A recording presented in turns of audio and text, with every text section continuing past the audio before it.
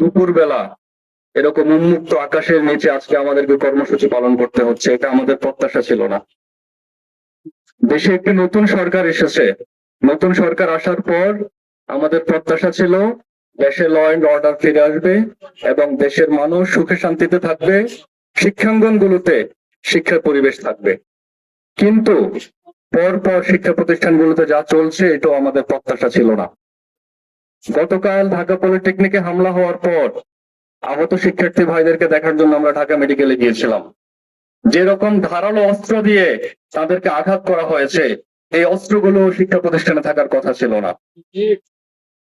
বারবার ছাত্র শিবিরের পক্ষ থেকে প্রশাসনকে বলা হয়েছে কোথায় অস্ত্র আছে, কিন্তু প্রশাসন এই অস্ত্রগুলো উদ্ধার করার জন্য যথেষ্ট পদক্ষেপ নেয় নাই।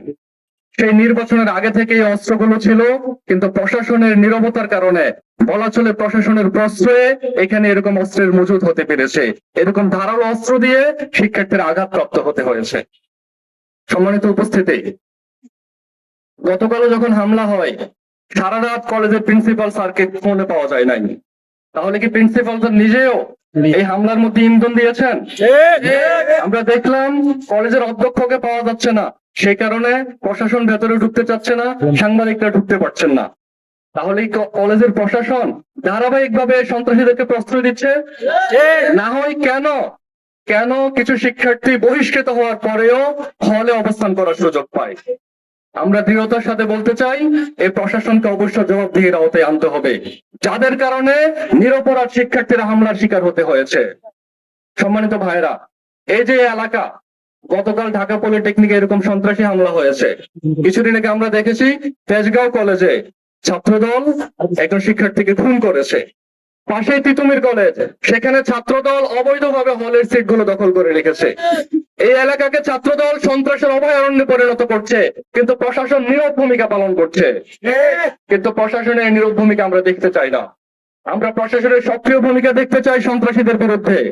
আমরা নতুন সরকারকে বলতে চাই, আপনারা এই সন্ত্রাসীদের বিরুদ্ধে দৃঢ় হন, এই সন্ত্রাসীদের বিরুদ্ধে পদক্ষেপ গ্রহণ করুন।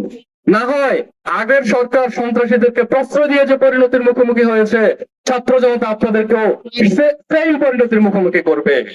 এদেশের ছাত্র জনতা ফ্যাসিস্ট হাসিনাকে কিভাবে বিতাড়িত করেছে আমরা কিছুদিন আগে সাক্ষী হয়েছি। ছাত্র দলের মতো সন্ত্রাসী সংগঠন যারা তাদের সন্ত্রাসী কর্মকাণ্ডের কারণে নিষিদ্ধ হয়েছে, সেই ছাত্রদল সাধারণ শিক্ষার্থীদের সামনে দাঁড়াতে পারে নাই। এখন ছাত্রদল নতুন করে সন্ত্রাসী হওয়ার সাপ জেগেছে। ছাত্রদল দাঁড়াতে পারবে? ছাত্রদলও পারবে না। আমরা হুঁশিয়ারি উচ্চারণ করতে চাই, সাধারণ শিক্ষার্থীদের প্রতিরোধ তৈরির আগেই আপনারা নিজেদেরকে সংবরণ করুন।